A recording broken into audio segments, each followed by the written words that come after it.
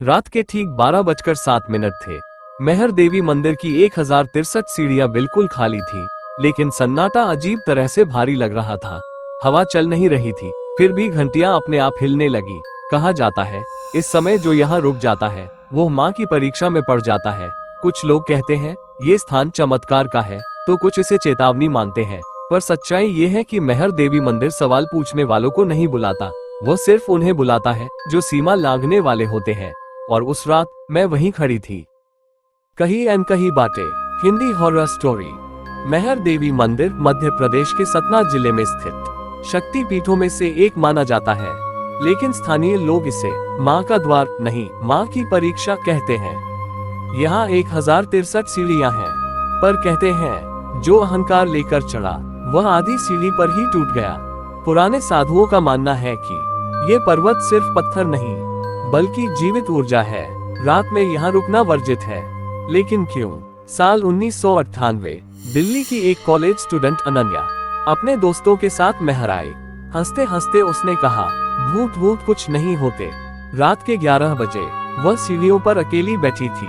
तभी उसने देखा एक लाल साड़ी में महिला, जिसके पैर जमीन को छू ही नहीं रहे थे। महिला बोली, बेटी, माँ बुला रही है।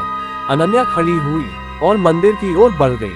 सुबह उसके दोस्त मिले, लेकिन अनन्या नहीं। आज तक कहते हैं कुछ रातों में सीढ़ियों पर एक लड़की माँ माँ चिल्लाती सुनाई देती है। इतिहास कहता है योद्धा आल्हा युद्ध में बुरी तरह घायल था। जब सबने उसे मृत मान लिया, उसने माँ शारदा का नाम लिया। कहते हैं माँ ने स्वयं प्रकट होकर उसे अमृतत्व का वरदान दिया, लेकिन वरदान के साथ शर्त भी थी, तू मेरी रक्षा करेगा और मेरी अवज्ञा करने वालों को दंड देगा। क्या आज भी आल्हा की आत्मा माँ के आदेशों का पालन कर रही है? मैंने तय किया रात में मंदिर के पास शूट करूंगी। कैमरा ऑन किया, रिकॉर्डिंग शुरू।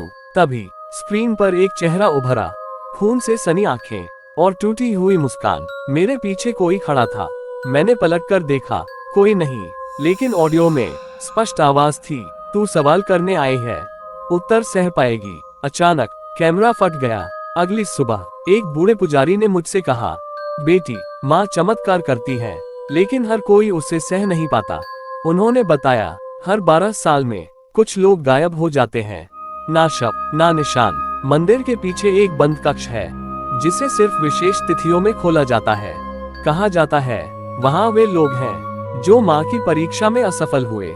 उस रात मैंने मंदिर के सामने ध्यान किया। हवा रुक गई, घंटियां बजी, एक तेज प्रकाश और फिर एक दिव्य लेकिन भयावह स्वर। डर और श्रद्धा में बहुत पतली रेखा होती है। मैं रो रही थी, कांप रही थी। माँ ने कहा, जो मुझे समझने आता है वह लौट जाता है, जो मुझे चुनौती देता है वह यही रह जाता है। मेहर से लौटने के बाद सब कुछ सामान्य दिख रहा था, लोग, सड़कें, घर, लेकिन मैं सामान्य नहीं थी। रात को सोते ही माँ के मंदिर की सीढ़ियाँ दिखती, 1063 नहीं, हर रात एक नई सीढ़ी बढ़ जाती और हर सीढ़ी पर कोई खड़ा होता, बिना चेहरा, बिना आँख, बस एक सवाल, तू क्यों लौटी?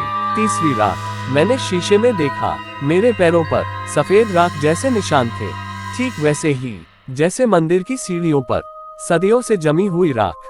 डॉक्टर बोले ये किसी बीमारी का लक्षण नहीं, लेकिन एक तांत्रिक ने कहा, बेटी, तू आधी वापस आई है। अब हर अमावस्या की रात मुझे एक ही सपना आता, मेहर मंदिर के पीछे वह बंद कक्ष, दरवाजा अपने आप खुलता, अंदर लोग बैठे हैं, कुछ ध्यान में, कुछ जंजीरों में, और बीच में अनन्या, वही लड़की जो सीढ़ियों से कभी नीचे नहीं उतरी थी। उसने मेरी ओर देखा और कहा, भाग जा, तू अभी बच सकती है। मैंने अपनी पुरानी रिकॉर्डिंग चेक की, वह फुटेज जो कैमरा फटने से पहले रिकॉर्ड हुई थी।